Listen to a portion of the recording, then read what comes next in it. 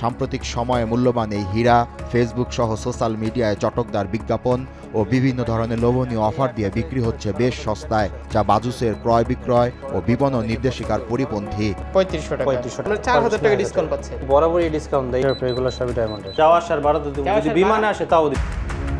সস্তায় হীরা কিনতে ক্রেতা সেজে আমাদের যাত্রা রাজধানীর নিউ মার্কেট এলাকায়। কার্ড দেবো, আপনাকে মেমো দিয়ে দেবো, তারপর আপনাকে আমি টেস্ট করে দেখাই দেবো। অবশ্যই সে টেস্ট করে দিচ্ছে, আপনার চোখের সামনে টেস্ট করে দেবো। অনেক খোঁজাখুঁজির পর 0.15 গ্রাম ওজনের একটি ডায়মন্ডের নো স্পিন সংগ্রহ করলাম 3500 টাকায়। এবার মান পরীক্ষার পালা।